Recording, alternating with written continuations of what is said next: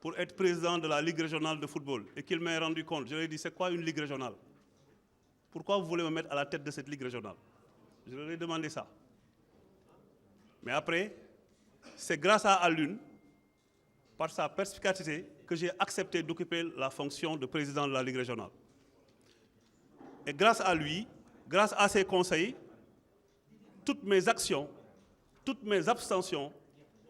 pratiquement, confirment les conseils avisés de M. Alioune Sarr. C'est pour cela que je me plais de le dire, de le rappeler, que depuis 4 mandats, je suis réélu à l'unanimité, pas à la majorité. C'est important. Les activités de l'US Rail sont d'une importance capitale pour nous. C'est vrai que je vois beaucoup de générations qui ont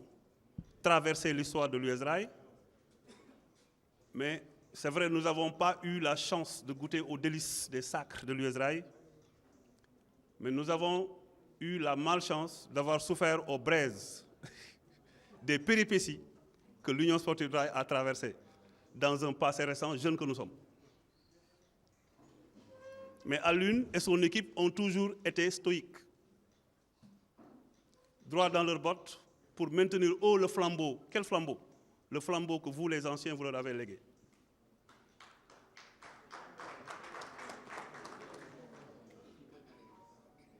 US Rail, c'est beaucoup de clubs, c'est des clubs avec beaucoup de sections. Ce n'est pas évident. Aujourd'hui, la tendance, c'est football club. Tous les clubs ont supprimé toutes leurs sections pour laisser seulement le football en demandant aux d'autres sections de se débrouiller. L'US Rail est restée la même.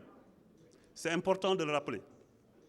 Que tous les grands présidents des grands clubs du Sénégal, parce que l'Union Sportive Rail est un grand club, la mobilisation d'aujourd'hui l'a montré. Et je profite de l'occasion pour vous demander de vous mobiliser autour de votre club, l'US Rail. Li dajalo fi xajul ci fenn li dajalo fi fu ñu ànd def benn dang xajuñu ci kenn. C'est ça la vérité.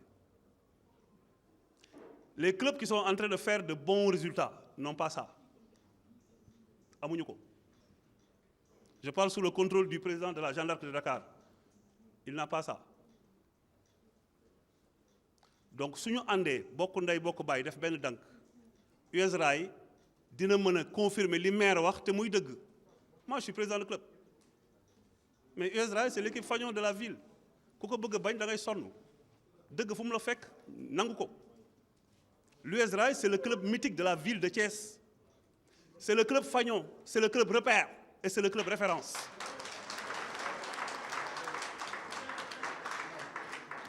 Et nous tous, nous savons que nous sommes des clubs satellites. Et nous acceptons ce statut. Moo tax US Rail bu organisé yu mel nii lu ñu mënti jàpp dañ koy bàyyi ñëw fekkee ko. Mais j'ai le devoir de le dire. C'est une excellente personne, une expertise avérée. Ñun ñi màgg ci keppaaram di déglu ay conseils am di bàyyi ay tereem aujourd'hui on ne l'a pas regretté. Donc tey US Rail li leen di ñaan mooy ngeen gën a mobiliser wu derrière le président Alioune Sarr et son équipe pour delloo US Rail ces lettres de noblesse qui ont été écrites par certaines générations ici présentes et qui peuvent rappeler comment elles ont fait pour écrire les belles pages de l'histoire de l'US Rail. Yéen a ngi fi de fi ngeen jaaroon du tànd parce que da ngeen fa jaaraat fa te wolof nee na jamaat du tànd quoi. Donc xam ngeen fu club war a jaar pour mën a yegg au sommet. Et le pas n'est pas loin. Yéen a siy jàpp encadrer jeunes yi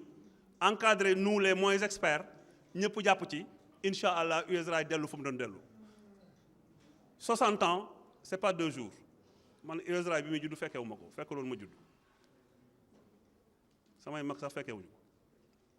mais l'US Rail est resté le même club te ñi ko yor li ñuy ñafe mooy mujjee puso bi mu réer c'est ce qu'ils évitent et pour éviter ça ci yéen lañ mën a compter le président Alioune Sarr à chaque fois qu'on discute de l'US Rail tout ce qu'il dit c'est les anciens les générations antérieures les fondateurs de l'US Rail il ne parle que de ça il ne parle jamais de présent donc ça veut dire qu'il compte énormément sur tout un chacun pour continuer à développer ce football-là le président Augustin Senghor me fait dire que su nekkoon Sénégal kenn du ko fi njëkk par rapport à la pertinence de l'activité, par rapport à ses relations personnelles avec Alioune Sarr, mais aussi par rapport à la place qu'il confère à Thiès dans ce qu'il pense être le sommet du football. bëggoon na ko teewe mais yàlla moo bañ. Le président Abdoulaye Fall di président Ligue de Diourbel moom aussi mu yóbbante ma ne ma boo demee nga waxal ma waa USRA yi que màggalu Daaru Salaam bi nga xam ne presque moom moo koy organisé moo tax mënu fi teg tànkam mais bu dul loolu kenn du ko fi njëkk que ngeen jàpp ni ñooñu ils sont avec vous ils resteront avec vous et ils vous souhaitent tout le meilleur. li ci des nag mooy ñun waa Thiès ñu ànd def benn dank derrière la mairie. Monsieur le maire boo demee nga ne Babacar waa football bi nee nañ mbaam gàtt na mais si jur gi la nañu gën a gestu.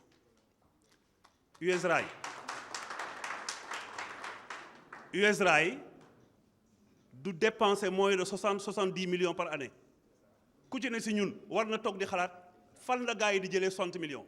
ak man 60 millions yi man mii woote ne man Thiès waa laa wala yor naa budget waa Thiès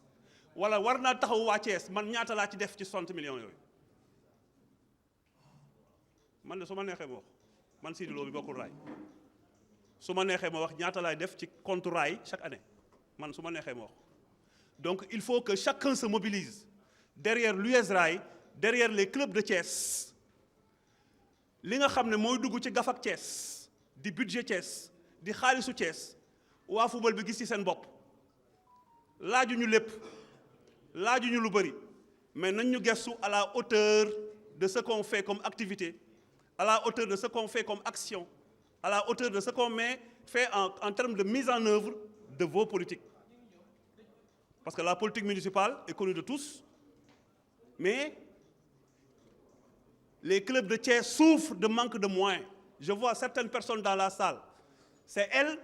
qui alimentent financièrement les clubs. Ñu ngi fii ci salle bi mën naa leen lim tout de suite. Donc na si ñëpp jàpp mairie bi mi ngi ciy jàpp mais na gën a dolli yeneen mairie communes yi dolli leen seen loxo ci USRA yi su boobaa chaque Thiessois pourra dire les clubs doivent faire des résultats mais aujourd'hui personne ne peut imposer des résultats à quiconque parce que mënoon sa doom amul bic amul cahier amul craie nga ne ko boo demee jëlal pay ci classe bi ça ne boucle pas ça ne boucle pas donc nañ jàppalante ku nekk gën a xam sa rôle par rapport au football pour demain nga mën a revendiquer ce rôle ne man su ma neexee ba revendiquer lii parce que def naa nii loolu laa amoon lu may wax Khalife général j'ai été un peu long ah il fallait que j'insiste sur certaines choses di ñaan yàlla li ñu dajale fii mu dajale war di 70 80 ans yi ñëw te USRA yi jóge fii gën a jëm kanam gën a avancé bu yeboo mu raw ma man Seneps Excellence c'est pas grave mais l'essentiel comme mooy club mythique. Monsieur le Président, Monsieur le représentant du maire, ñi nekk ci présidium bi en vos rangs, grades et qualités. waa Thiès waa USRA yi maa ngi leen di nuyu ku nekk ci turam ak santam.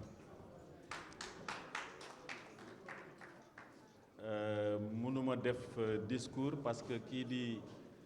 di représenter football bi def na discours bi yëpp.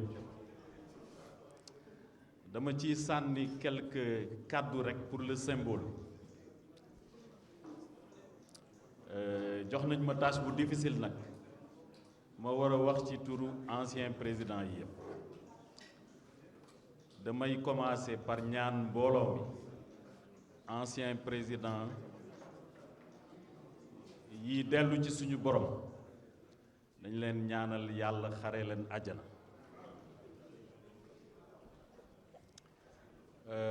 ñi ciy dund ba léegi yàlla ful seen at ñu am wér-gu-yaram continuer di ñu tette parce que nag fu nekk mun nañ fa jëlee conseil.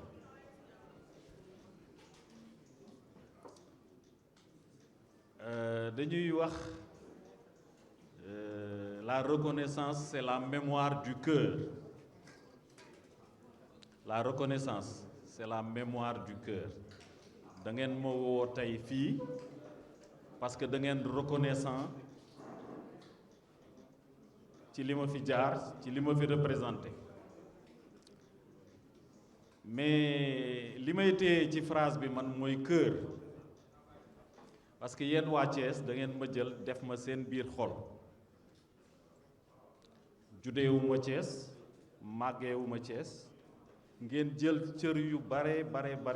jox ma ko man mii waa Thiès yéen a gore waay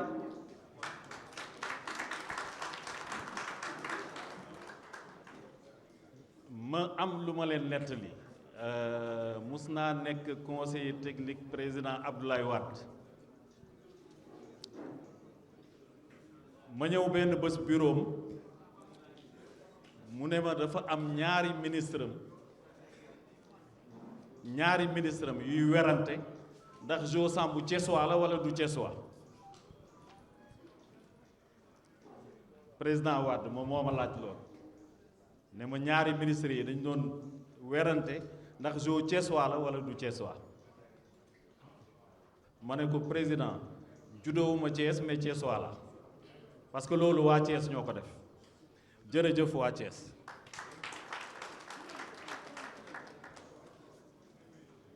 ma ñëw ci raay bu leen ko fàtte nag gaañi man tëbuma rek nekk président raay de dama nekkoon footballeur raay dama am licence u raay bu ñu fàtte mukk loolu maa ngi fi am samay anciens dirigeants samay anciens partenaires bëggoon naa gis nag kenn ku bokk ci génération wu junior yi gagné coupe du Sénégal bi ma nekkee président ñu ngi fi ñoom ñëpp très bien voilà merci beaucoup yéen a ma sargal parce que nekk naa président ngeen gagné bind ligne ci palmarèsu USRAI donc loolu lu am solo la bi ci topp mooy naka laa koy waxee sax dañ ma présenté sànq ne président Jeanne d'Arc waaw dëgg la man maay président Jeanne d'Arc waaye raay moo tax ma ñeme nekk tey président Jeanne d'Arc parce que raay ñoo ma jàngal teg ma ci yoon bi ba ma nekk président raay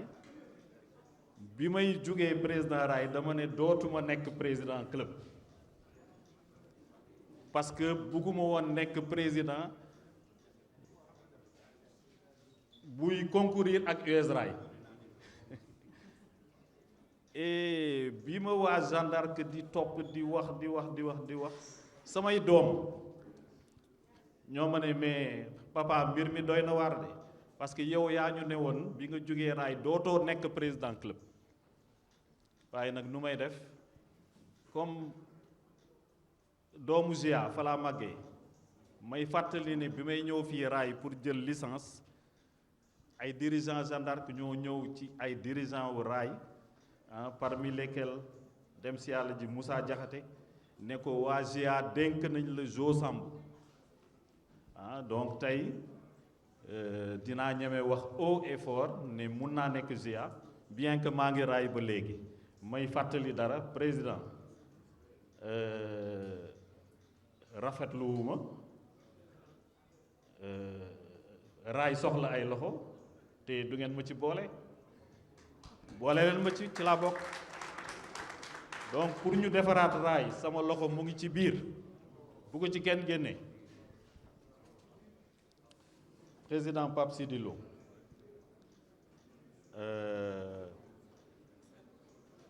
jërëjëf ligue de football bi puso bi réeréewul yaakaar naa du réer sa loxo jaar na suñu loxo ñu fexe ba mu yegsi sa loxo yaa ngi bay sa waar pour que mu bañ réeree sa loxo président Mbaye Diouf Dia sama grand frère sama xarit président de club mais may wax gars yi président Mbaye Diouf Dia Giaman la de aussi Giaman bu rëy parce que gis naa licence am man Gia 76 voilà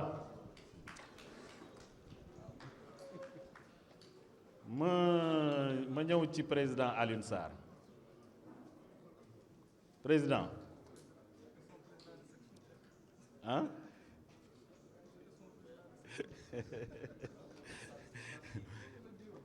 président Alioune Sarr moo doon sama président de section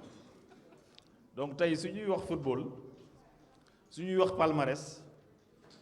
ci loxoom yi la jaar donc xam nga soo nekkee président nga am président section yu baax da ngay noppalu di am résultat kenn mënu ci dara parce que président section yi ñoo baax président Alioune Sarr jërëjëf parce que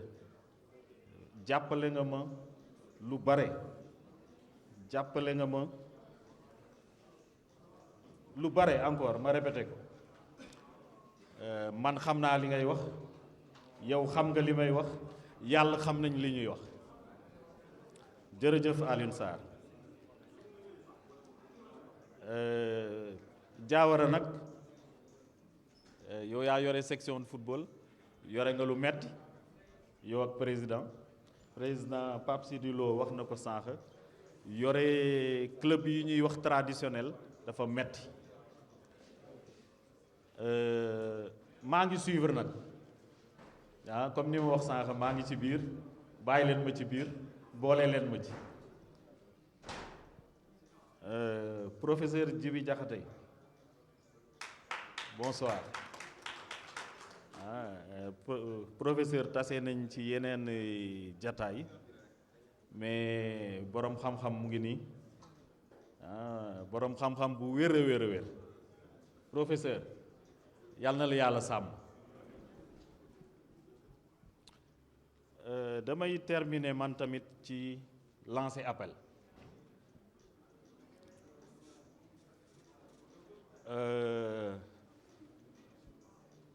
waa Thiès waa Raay ñëw leen jàpp ci équipe bi parce que léegi sport toll na foo xam ne c'est une économie su ñu jàppalee Raay ba mu am résultat ba mu am yenn tolluwaay yi ñu bare mun nañ ci gis seen bopp parce que loolu dina joxe liggéey dina joxe salaire joueurs yi dinañ am lu ñu yóbbu seen kër dimbali seen njaboot dimbali seen famille na ci ñëpp jàpp waay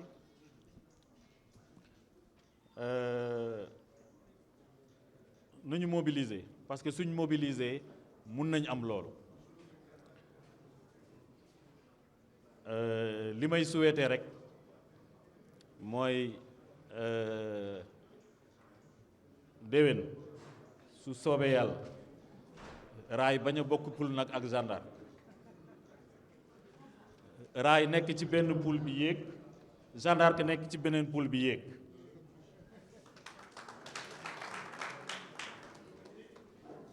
ñu fexe ba def noonu ba ñun ñaar ñëpp ñu yéegandoo Ligue 1 loolu laay ñaanal Raay yal na Raay jéggi Ligue 2 dem Ligue 1 ñu fekkee ko ñun ñëpp te tal ko président nga may ma rek ma wax sama ancien coéquipier yi ñu ngi nii maa ngi janoog ñoom mais gars yi nu ma leen di séenee nii defe naa mënatu leen sax dóor ci bal bi quoi Jigi Diagne l'ancien petit footballeur là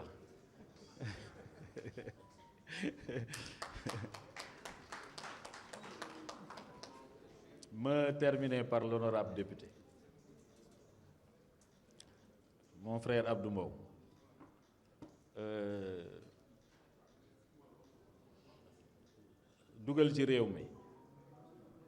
dugal ci réew mi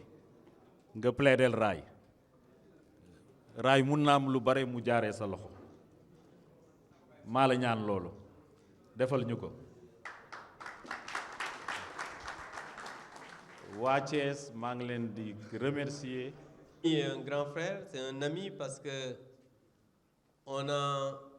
fait le lycée ensemble de la seconde à la terminale.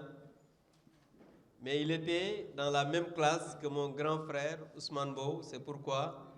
je dis que aussi c'est mon grand frère. Et ensemble, on a passé le bac au CM Malick Sy, je pense. Et monsieur le président Mbaye Diouf Dia, président de Mbour Petite Côte, qui est un ami, un grand frère avec qui on partage la passion du football. Monsieur le président Zo Chambou, qui est aussi un ami, un grand frère, il l'a dit tout à l'heure, avec qui aussi j'ai partagé pas mal de choses dans ce pays. Je voudrais aussi saluer le professeur et saluer les anciens dirigeants, anciens présidents, anciens footballeurs du Rail, les invités, mais aussi saluer particulièrement, je ne pouvais pas ne pas le faire parce que vous avez vu quand je suis entré dans la salle, je me suis déplacé de l'autre côté pour aller saluer mon grand frère Mam Ali et Maguette Faye. Parce que jàpp naa ne su ma bëggee football peut-être ñoom ñoo tax parce que pour la petite histoire man quand j'étais jeune je m'accompagnais pas avec les jeunes de ma génération man ay mag rek laa daan àndal ñii ñoo doon samay copains ay Mam Ali Maguette Faye Vieux Diallo donc Bouba Diakhaté Muller donc man groupe boobu laa bokkoon parce que bi ma nekkee ndaw ñoom ils étaient à côté de moi que ñoom Dex et ama grand yi à l'époque ataaya rek la ñuy def man maa leen doon ataayal parce que suñu ñëwee mais nag Thiès moom defe naa ne jamono jooju ku ma fi dàq ataaya moom amul ñoom mën nañ ko wax cas sax lañ ma daan woowee non mais li may wax nii c'est une réalité et à l'époque j'étais élève dama daan su ma daan ñëw foofu maa leen doon ataayal mais samay kay laay indi j'étais pas un bon élève Malick mi ngi nii toog Pape Sidi ngi j'étais brillant j'étais pas un bon élève j'étais brillant des fois ma dégg ay nit di wax quoi booy bi mënul jàng man damaa mënoon jàng kenn daaw ma raw bi may jàng moom Ousmane yi man pay laa daan jël donc souvent nit ñi des fois dañuy gis nit ñi rek mu nekk politique ñu yaakaar ne cancre nga damaa mënoon a jàng ça je le dis j'étais brillant macha allah donc pour dire simplement cette anecdote parce que ñoom bokk nañ ci ñi nga xam ne ñoo ma bëggloo football mais avant loolu tu sais Thiès ku fi nekk jeune di nga fooye football j'étais pas un très bon joueur mais Ray football naa fa benjamin football fa minime football fa cadet donc am naa fa licence bay la nekkoon na sama entraîneur Assane Ndem Sial nekkoon na sama entraîneur ñi nekkoon Ray xam nañ ne sama enfance yëpp man benn passion laa amoon ci àdduna mooy sport ak jàngi après ci la ma politique dab et US Ray je pense que Alioune Sarr li may wax mën na ko témoigner je fais partie des Thiessois yu gën a sonn ci équipe bu Ray léegi bi ma ñëwee fii dafa ne ma dafa mel ne sa projet bi dafay parce que je lui ai toujours dit Alioune Sarr dama koy woo mais Alioune Sarr pourquoi Ray mënul dem fenn il faut mobiliser les gens woo nit ñi bàyyi xuloo bi bàyyi xeex bi bàyyi xëccoo bi lu nekk wax naa ko mi ngi nii toog parce que man je ne comprends pas qu'on puisse être à Thiès joueurs yi gën a mag ci Sénégal di jóge Thiès ba pare Thiès mënul am équipe bu mag c'est que c'est inacceptable te kenn xamul lu tax dañuy toog façon joueur bu nekk jaar na fi tey jii boo xoolee équipe nationale musuñu gis équipe nationale bu amul Thiessois ba ci bii fi nekk ñiy dugal sax ay Thiessois mais ñun mënuñoo am équipe bu baax mais quand même c'est un problème bu ñu toogee ba je jette pas des cailloux à mon ami ay excellence ak yeneen ñëw dem ba ay ligue raay nekk kenn xam raay ñu bari xamuñu sax fu mu nekk xam nga ñuy wax naan ay deuxième division kenn xamul fu mu nekk mais c'est pas normal. On doit avoir une concurrence saine. Pape Sidi l'a dit tout à l'heure et je voudrais l'en remercier parce que ce qu'il a dit, il faut être honnête, courageux pour le dire. Mais il faudrait que les gens puissent se mobiliser autour de l'équipe pour lii nga xamante ni moom la ñu mën a am ci sport surtout ci US parce que US Rail tour bi rek c'est li ñuy wax c'est une équipe emblématique c'est l'équipe fagnon. Donc avec un peu d'organisation je pense qu'on peut aller de l'avant et loolu nag il faudrait de l'organisation, il faudrait de la volonté, il faudrait de l'abnégation, mais il faudrait aussi benn sursaut boo xamante ne nii dafay indi ñi nga xamante ne nii ñoom ñoo nekk ci dëkk bi parce que bu ñu waxantee dëgg rek c'est vrai que la cérémonie elle est belle, les gens sont là, mais US Rail warul mën a woote muy am lii kese. C'est parce qu'il y a un problème, il y a un souci. Il faudrait faire un diagnostic sans complaisance. xool fan la difficulté yi nekk nit ñi il suffit pas par exemple c'est vrai d'avoir énormément de personnes pour faire quelque chose. Moi je pense que s'il y a peu de personnes déterminées, mobilisées, on peut aller de l'avant. Et je pense que ñi fi nekk ku ci nekk bàyyi nga sa yitte ñëw wax naa démb Diawara bi ma woowee ma ne ko je serai à Saint-Louis. Effectivement Saint-Louis laa jóge nii mais je lui ai dit que je ne peux pas ne pas venir participer à cette cérémonie parce que li nga xamante nii moom la ñuy wax ça daf ñu ci suñu xol la jóge maa ngi koy Alioune mi ngi ma koy je pense que je suis l'un des premiers bu dem jëli télévision RTS mu ñëw filmer ni ñu koy waxati entraînement wu raay peut-être ñu bari fekk na leen mais loolu lépp c'était pour xool exactement comment on peut faire parce que il ne s'agit pas tout à l'heure il y a quelqu'un qui m'a dit tout à l'heure le journaliste mu ne ma oui vous étiez des autorités comment vous voulez ma ne ko il suffit pas gis nga politique ak sport bokkul gis nga ku ko parce que ça va mel ne l'homme politique qui investit dans le sport pour am ci ay gain ku ko yaakaar perte nga nawetaan ay yeneen ak yeneen loo ci def da ngay perte maanaam kàmb gu dul fees la mais passion lay doon gëm-gëm bëgg-bëgg ak une organisation spécifique qui n'a absolument rien à voir avec la politique. Dans un club tu peux trouver des gens qui sont de PASTEF, des gens qui sont de l'APR, mais ñooñu dañuy bokk une seule passion mooy le sport. ñi toog fii j'ai fait avec ñoom 4 ou 5 coupes d'Afrique ak ñaari coupe du monde ensemble mais boo demee amoo bu noo xam kii fii la bokk wala fee la bokk mais ils ont la passion du sport. Donc c'est ça qui doit regrouper les gens au niveau de Thiès pour que l'UEJA puisse aller de l'avant. Et je pense que Alioune Sarr am na engagement bi il faudrait que ñoom Diawara ñun ñëpp ñu jugaat waxtaan réunion waxante dëgg xool exactement qu'est-ce qui ne va pas parce que aussi il y a quelque chose qui ne va pas aussi parce que aussi nit ñi aussi il faut ñu waxante dëgg affaire bi am na yu doxul nag dañuy toog ñu waxante ko nit ñi xam ku nekk xam li nga mën ak fi nga mën a yem nga yem fa ku nekk li nga bëgg a def nga def ko li nga mën a def nga def ko affaire bi dem mais yow bu fekkee da ngaa toog munoo yow sa bopp nga xam ne mënoo ba bëgg a diriger affaire bi gars yi aussi dañ la koy bàyyi dem seen yoon parce que des fois benn nit rek mën na yàq benn mbir il faudrait que les gens se disent les vérités mais souvent fii Sénégal li ko yàq mooy masla bi dañuy toog masla nangam affaire bi tas kenn du am dara après ñëpp dem toog ñëpp yem ci warul demee noonu nag parce que raay kenn moomu c'est un patrimoine et je pense que ce patrimoine-là on doit travailler à préserver cela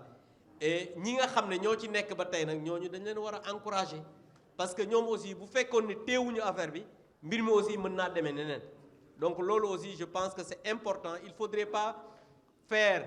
du neuf avec du vieux on le dit souvent mais sans le vieux le neuf ne va pas régénérer il faudrait juste faire un diagnostic sans complaisance se dire des vérités xool nan la ñu war a def pour que l'affaire puisse aller de l'avant. En tout cas, Monsieur le Président, je suis très honoré, très content de venir participer à cette cérémonie et je voudrais lancer un appel pour terminer, Monsieur le Président de la Ligue, que les gens se mobilisent, se regroupent pour échanger afin qu'on puisse avoir un club qui revient ci fi nga xamante ni foofu la nekkoon maa ngi leen di sant di leen gërëm wa salaam. biñ ma ne tey la cérémonie bi nag dama mujj bàyyi lépp lu ñu doon def parce que j'ai un ami qui doit prendre le vol à 23h ma dem ak lu mu xat-xat dinañ fa jaar. Je suis également accompagné li président bi wax léegi rek que raay fu ñu ko dégg Sénégal patrimoine la avec Ibra Wane son père defe naa en 1972 ou 73 était déjà préfet ici bi ma ko ne damay dem ci waa raay dana ma day ànd ak yow ana Wane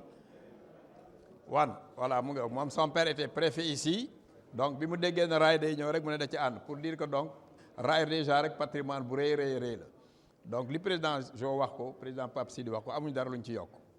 parce que man dama yor douane pendant 4 ans gagné coupe du Sénégal 2010 2002 2000 2001 2002 2003 2004 2004 la ñu gagné moom mu dem gagné coupe du Sénégal en junior en 2004 pour wane ne mobilisation bi mu gis ni wax ko amul ci benn club. Quand j'arrivais à Mbour également jóge douane j'ai dit que suñu amul accompagnement du ñu dem l'accompagnement que nous avons c'est la moitié de cette salle moom moo nekk Mbour Petite Côte aujourd'hui Mbour Petite Côte mu ngi ñetti coupe du Sénégal 2010 2017 2024 te li ko won mooy je suis sûr que engagement bi nekk à Thiès parce que Thiès moo ñu jox doole man mon père mooy Mamadou Dia ak Sagar Dia bi yoroon SONES bi ak Moussa Dia bi noonu mairie ñoo bokk ndey ak baay donc kenn gënumaa dëkk Thiès kenn gënumaa xam waa Thiès président tudd na ko fi léegi ñoom Bouba Dia ak ñoom Amath Dia ak ñëpp suñu donc lépp lu ñu développé ni ko président waxee ci yeneen dëkk yi fii lañ ko jëlee et nous avons la chance d'avoir un président xam ne bu ci ñëpp jàppee le rail peut aller très loin parce que le rail bu ñu négligé ne patrimoine mondial national la plus que mondial d'ailleurs et on a aujourd'hui l'avantage d'avoir un président de ligue may témoigne seen kanam que parmi les 14 présidents de ligue yi nekk au comité exécutif j'ose dire que c'est le meilleur c'est le plus compétent c'est le plus sérieux et le plus sûr te loolu moom bañ ma ko dénkee dañu am kóllëre bu yaayam teg yëkkati ko teg ko sama loxo 2009 laa ko installé président ligue installé Adama Ndour Fatick installé Ablaye Sow à Kaffrine boobu comité de normalisation la fierté bi Thiès joxe au niveau du comité exécutif defe naa benn président ligue wane wu ko pour dire donc su ci waa ray jàppee tuuti rek dinañ mën a delluwaat parce qu'on a un excellent président de ligue je sais pas sax ndax Latouf la ñu war a wooyee président wala yow la ñu ko war a wooyee sax parce que aussi sama jarbaat vraiment mention spéciale pour les compétitions au niveau régional li ci des nag na ñëpp mobiliser vraiment ñu accompagner leen pour que raay delluwaat place bi mu nekk on est prêt à vous accompagner àndandoo yéen parce que ñun bala ñu nekk doomu Mbour ndax affectation moo fa yóbbu suñu papa doomu wàccee seen d'abord pare ñun nuyu aussi président Abdou Mbow chaque fois qu'on jouait à Mbour même bi mu ne assemblée nationale wala ci ginnaaw le gouvernement day taal otom ñëw Mbour seetaan ak ñun Mbour Petite Côte ci coupe d'Afrique yi ci boppam président Djibi Diakhaté heureusement ba ñu waxee avant muy wax parce que symbole national la donc on a des sommités yoo xam ne aujourd'hui vraiment na ñëpp mobiliser accompagner mënuñu war a ñàkk a def déplacement pour ñëw témoigner suñu solidarité à l'US Rail au nom du président de la Ligue de football de Thiès et nous sommes très fiers d'appartenir à cette région-là. Merci beaucoup. Depuis que la mairie est mairie handball, basket, athlétisme daaw lañu boole ci subvention voilà l'un des maux du sport à Thiès maanaam booy xool rek problème mu sportu Thiès lii rek mandarga la ci parce que dañu daan jël ñëpp ñu nañu subventionné équipe yi mais bu ñuy subventionné football rek la ñuy subventionné loolu moo daan indi ñu naan ñun dañoo bëri histoire rek dañu bëri coow parce que Pape Sidi bi nga xamee ni raay la bokk président SNEIPS mais raay la bokk dama ko daan wax mais président bu ñu la joxee 1 million jox ma 1 million ah yow fi mu toll nii sa basket ak leneen ñu ngi la koy toppatool bu baax mais man 1 million bii il faut que handball am ci tuuti il faut que basket am ci tuuti athlétisme am ci tuuti et il y a des équipes qui ont opté uniquement pour le football te ñooñu it li ngay jox raay nga leen di jox donc loolu moo tax bi Babacar Diop ñëwee ñu wax ak moom mu dégg ko mu ne ah lu mënti am tamit ñooñu dinañu commencer bàyyi leen xel et il l'a fait cette année il l'a fait l'année dernière loolu tamit li tax maire Babacar Diop réussir ko c'est parce que également bi mu ñëwee dafa seet ay sportifs mu dénk leen le sport le vice-président ou le conseiller municipal ou l'adjoint au maire chargé du sport, c'est Alioune Badara Ndiaye, Luther Badou Ndiaye. Donc maire Babacar Diop su tànnee un raayman dénk ko la commission sportive, c'est parce que jox na sport bi un sportif. li may wax Badou rek mooy da nga modeste ba mu ëpp, parce que su doon man ñëpp dinañ xam ne maay président commission sportive bu maire mais Badou yàlla daf ko def mu nekk ni mu mel, mu nekk un serviteur. ñun damay woo sama gars yi ci suuf naan leen def leen ndànk, fàttaliku leen nag moo ñu mag ñun ñëpp, ndax boo ko toppee rek def ko moroom. sunu mag la, sunu kilifa la, te amul foo koy déggee ci luy yàq walla lu ñagas. moo tax kooku it ñu sant ko ci bu baax, parce que on voit que le sport à Thiès commence à bouger. Merci beaucoup monsieur le maire. Badara Ndiaye nag bu ñu ko tuddee moom it parce que maire moom la dénk sport, il faut que moom it ñu sant ko gërëm ko ci li muy doxal ci maire bi. tey salle bii boo gisee li fi nekk yëpp, chaise table ak yëpp, dañu defar suñu budget ni il faut que chaise location salle, location table, li fi nekk yëpp Badara Ndiaye moo ko lijjanti joxe ko gratuitement à l'Union sportive rurale. te nag topp na ma ci ba sonn ni bu ma ko wax, ma ne ko waaw dégg naa la, kenn du ko yëg. suñu paree nag seen kanam laay wax kon na ma baal àq, parce que secret boobu génn nañu ko, mais waruñu koo nëbb. te loolu it yamu ci, dafa jël rakkam bii Ousmane, parce que li tax ma ne ko na ñëw toog, moom ak Badou dañoo yam jikko. C'est le plus grand professeur pédiatrique au Sénégal et en Afrique même, mu ngi ci académie internationale. Professeur Ousmane Ndiaye ñëpp xam nañ ko en Afrique, ñëpp xam nañ ko au Sénégal, mais bu ñëwee Thiès day nekk rakku Badara Ndiaye. tey boo ko fekkee ak Badara Ndiaye seen kër fu mu toog, fu Badara Ndiaye toog dina seet fu gën a suufee mu toog. raay lu ñuy def dafa ni sama mag ci lu mu nekk ma dugal ci sama loxo, moo tax ñu teg ko fii pour wan leen li muy jàppalee raay. am na lu bëri sax waruñu ko wax, waaye Badara dafa am ay jamono doomam tawat feebar bu xaw a metti, waaye pour dalal xelu Badara dafa ne ko demal nga àggale ji sa sport au rail, xale yi samay doom lañu, mu jël leen këram. il a payé des millions ci loolu. ba pare nag moom it waxuma ko, Badou waxuma ko, mu jënd kër may ko Badara Ndiaye muy magam. Ousmane kon jërëjëf, parce que tamit tey Badou bu talee ñëw njabootam feebar nekk hôpital mu tal ñëw di ànd ak raay ba léegi, c'est parce que am na rakk bu taxaw ni ñii samay doom lañ, mu taxawu ko foofu. kon Badou li ngay def ci xale yi moom la yàlla fay. génération yi fi nekk yépp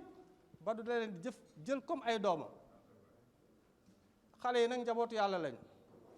soo leen toppatoo yàlla toppatoo la sa njaboot. loolu moo ko dal, may ko rakk boo xamee mu ngi koy jàppale ci njabootam. Ousmane jërëjëf. président Jo Samb wax na ko léegi, maa ngi moom ñoo bokkoon nattu ci raay. moom bi muy nekk président du club moom moo remplacé président Ousseynou Keita, parce que ñu bëri nag dañuy yaakaar ni man maa remplacé Ousseynou Keita sama président. moom nag après grand yi di ngeen ma jàpp ma seetu ji ko, dégg naa yaram moo xaw a sutante, mais invitation bi yónni naa ko, yónni tamit ay kilifa ñu demal ma ba ci moom, parce que dama souhaité woon sa présence ici, ñu jël yëpp teg ko ci loxoom, nekk ci ginnaawam, parce que mooy sunu mag. donc raay amuñu benn jafe-jafe, amuñu ay problème. donc pour nit ñi xamee ko noonu. moom bi mu ñëwee nekk président du club, man ma nekk président section, boobu nag la jafe-jafe raay tàmbali. ndax en 2003 le chemin de fer génne loxoom ci raay. 2003 tey ñu ngi 2025. 2003 ba 2023 2 millions 500 la chemin de fer dugal ci raay.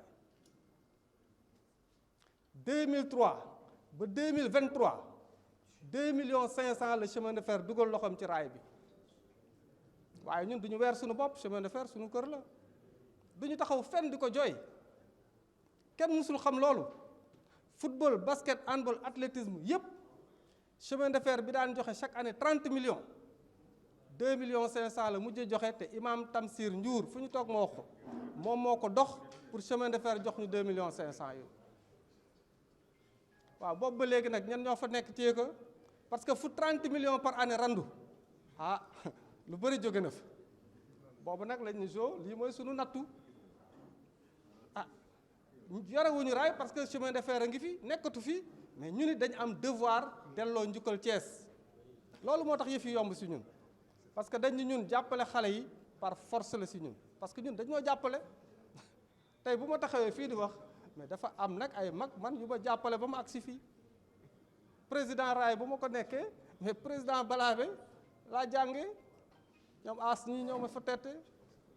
donc loolu moo tax ñu ne équipe bu Thiès si suñuy dal seen kaw nañ def ndànk xool ña fa ne parce que président Jo nekk na fi président ligue bii muy sama rek te ma am si fierté trop Pape Sidi Lo président Mbaye Diouf Dia wax na ko te du waxantu su ne sur les 14 présidents de ligue c'est le meilleur man je confirme c'est le meilleur et j'avais dit à l'époque que c'est le meilleur te boobu commencé bu parce que keroog ba may taxaw di poñe ji waa Mbour poñe waa Tivaouane poñe Thiès dama ne leen suñu amul un jeune président compétent à Thiès sport dina dee biir Thiès rawatina football xam nga tey ñu ngi wax sax waxi football mais jamono boobu bu ñu amuloon un président de ligue bu dëkk Thiès bu téye district bi téye ligue bi football dootul amati Thiès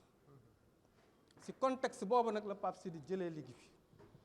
keroog ba mu waxee ni moo bañ fu ne jaar naa fa yàlla daf ma suturaal nag papaam di sama mag dama sa diggante ak Pape Sidi sama yoon newu ci parce que dem naa ba koy booleeg papaam ni ko par force day nangu moo tax ay jamono dañ ne ma bu ligue bi yàqoo yow la bu tanee yow la baax moom du ko def loolu mooy défi Pape défi boobu la relevé ba tey la Ligue de Thiès est au sommet Augustin bi mooy woo démb il m'a appelé depuis Asunción ne ma man Alioune li ma metti rek mooy lii fekkewu ma ko parce que li ma séq ak yow kenn xamu ko man ak yow ak yàlla ñoo ko xam te wax na dëgg Augustin ñu nag li ma bëggoon mooy ñëw teew fa mais xam naa ne su ma nee Pape Sidi moo ma fay teewal moo lay gënal yow ma rafetlu lool li nit ñi xam sama diggante ak moom mii Pape Sidi maa ngi lay remercier bu baax di la féliciter te lii nag mosuma ko def waaw Pape Sidi lu ma def faalewu ma ko parce que je lui dis toujours peut mieux faire damay dégg sax ñu naan non il a fait du bon travail ma ni deful tous parce que je sais qu'il peut encore aller loin te incha allah il ira loin avec vos prières Pape jërëjëf parce que le contexte thiessois est difficile Abdou il l'a dit tout à l'heure moom sama xarit la sunu xarit la sunu rakk la bi jamono yi commencé muy metti dafa ñëw seet si mais président nan la ñuy def ñu jàpp si équipe bi mu li mu xam bëri na macha allah li mu xam bëri na trop Mamar Thioune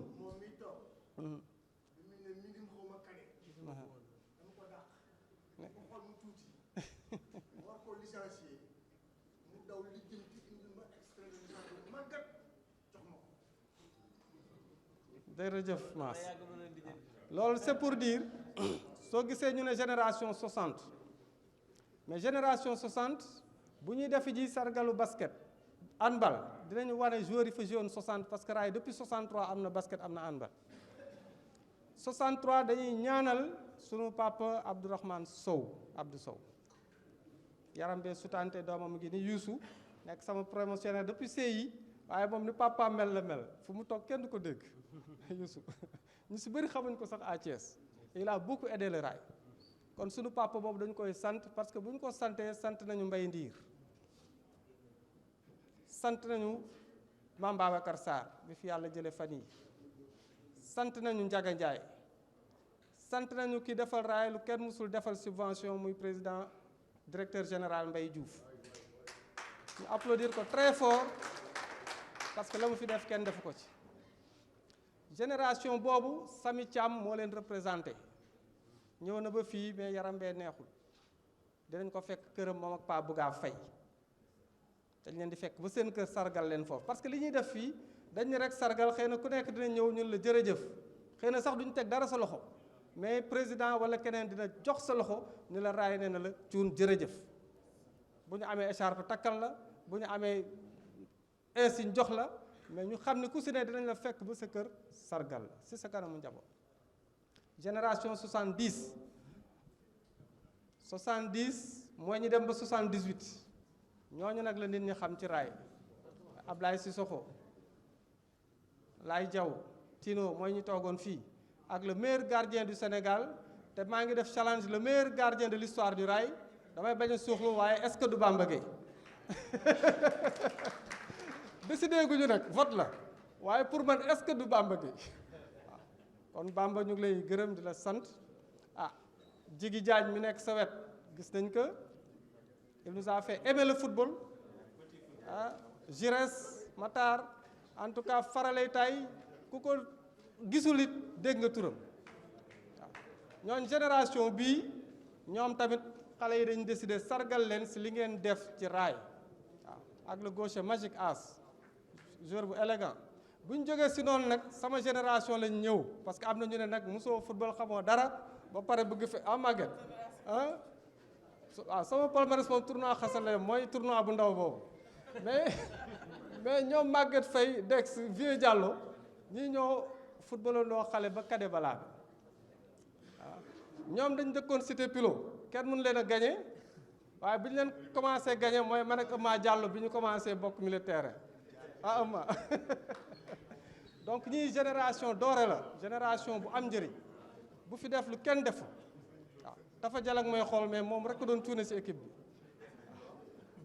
donc lii moo tax tey ñu woote ku def dara ci raay nga xam ni ñenn laa wax ni seen sargal jotagul parce que xale ngeen mooy génération yi fi nekk dañuy ñëw xool ci mag ñi ay at yii ñëw dinañ leen sargal waaye nag nañ def lu jar ñu sargal leen kon pour terminer li ñu doon wax tey mooy dañu kontaan bég ci mag ñi fi ñëw ku ñu tudd ak ku ñu tuddul si xale yi nañu xaar def jaloore parce que si ñoom génération 2004 bii Jo Samb doon laajte Fallou Mële après 1963 bi raay di gagné coupe du Sénégal ñoom ñoo indiwaat coupe du Sénégal de football sous Badara Ndiaye ñu ngi nële ñoom Ambou ñoom Thienda ñoom Moussa Kanté donc toute cette génération là ils sont là c'est eux qui ont ramené la coupe du Sénégal pour le rail et ce sont des héros et pour ça on va les féliciter donc les derniers ñooñu c'est pour dire rek lu tax ñu ne par génération lañ koy def donc les autres mooy le nouveau logo du rail logo rail mënul ñàkk saxaar bi mënul ñàkk tur bi waaye logo bi dafa wane bennoo encore bi raay nekk mooy football basket handball athlétisme yépp nekk benn tey soo gisee basket fële célébré nañu keroog tey ñu ngi ak Isaaxa Bari il a fait les beaux jours de l'Union sportive du rail aujourd'hui il est conseiller technique du ministre des sports Bari foofu du sa place nag danga ñu waroon teel a wax ñëw nga ñu sargal ka parce que moom it fa mu nekk il a toujours le cœur au rail te daf siy dugal loxoom logo bii ñuy présenté wane ni 4 sections yi ñu ngi dund ba léegi moo tax ñu invité leen parce que étoile yi la nekk ci kaw c'est pas pour orner rek du pour rafetal xam nga nee nañ de 2003 à 2023 il y a eu rien comme moyen mais il y a eu 7 coupes du Sénégal 7 coupes du Sénégal 7 coupes du Sénégal 63 pour le football 2004 pour le football yeneen 2 yi ana capitaine Koso le handball ñaata coupe du Sénégal nga gagné 3 coupes du Sénégal la handball gagné pour le Sénégal bi mujj bi kañ la 2017 bi le rail a remporté la coupe du Sénégal de handball xale yaa ngi nii le basket ñaata coupe du Sénégal Papa Diop 3 yooyu ñu gagné les coupes du Sénégal de basket ñoo nekk ni ce sont les étoiles sur le maillot c'est pas du mensonge c'est la vérité te dañoo bëgg nit ñi fiers porter leur maillot parce qu'ils ont gagné des coupes du Sénégal médaille bi ñu ci deful invité nañu ki koy jël nu jógal ñu terminer ci yow jógal taxaw nag kii c'est la championne du marathon 10 000 mètres 10 kilomètres moom moo ko remporté te elle a porté les maillots du rail elle a porté les maillots du rail daw deux courses de 10 kilomètres mu remporté ko au niveau national kon nag nañuy xàmmee suñuy champion di leen célébrer. Donc je veux terminer par là pour dire jërëjëf à tous ceux qui étaient là ñëpp ñu fi ñëw raay mu ngi leen di gërëm ñu ngi leen di sant ñu ngi sargal les sportifs di terminer si Mamour Ndiaye gis nañ la yow xam nga ma xam keroog Kader Mangane bu ñu naan transfert am dugg na fii génn na fii kii moo ñëw 6 heures du matin sama kër ni ma am na benn cabinet d'avocat bu nekk Brésil bu ñëw gis na xeex bi ngeen di xeex neex na ko ba dafa ne dafa bëgg ñëw jàppale raay si combat boobu Mamour jërëjëf suñu la waxee jërëjëf wax nañ ko El Hadj Sarr voilà merci beaucoup waaw Cheikh Dieye moom mënuñu ko bañ a tudd Cheikh te la ñuy terminer parce que moom tamit il a été président du rail Pape Amadou Dieye bu ma nee Pape Amadou Dieye Mass Fam yëngal na bopp bi bu baax ak Babacar Gueye ñoo ñëpp dañu bëgg bind seen histoire pour di leen fàttaliku parce que ay njabootam yi fii waaye xamuñu sax li seen papa def ci raay nu mu toll moo tax ñu ne ñoo ñëpp boo gisee sargal bi ñu koy def lii moo ñu ci tax a jóg kon ñu ngi gërëmaat ñëpp di balu àq nag ñëpp di balu àq ñëpp parce que surtout sama grand yi laay si soxoog ñoom si dama leen a sonal parce que li tax ma sonal leen te ma si balu àq nag fii solennellement di commencer si balu àq président Ousseynou Keita di balu àq Laye Sissoko di balu àq As di balu àq ñëpp parce que pendant des années nit ñi nee nañu raay dafa am ay problème xale yeeg mag ñi dañuy am coow lenn rek moo doon problème bi mooy ñoom ñoo ñu yar dëgër bopp bi nekk suñu nit ñoom ñoo ko ci def waaye it ñooñu xamal ni boo nekkee si dëgg tamit téye ko ba ñu indi la leneen loolu rek lañ doon appliquer te yàlla suturaal nañu si ba musuñ ci dépassé suñu mag musuñ ko si wax safaan parce que ñii ñoo ñu yar ñun te dañ leen bëgg trop ku si nekk si ñoom boo ko gisee ça te rappelle d'énormes souvenirs donc grand ngeen baal ñu àq bu baax si wax yu ma sa déplacé wax yoo xamee ne waxul wala it ngeen woo ñu ni defal lii ñu génn def leneen ñu ngi siy jéggalu jërëjëf président jërëjëf honorable jërëjëf professeur merci à toute la famille du rail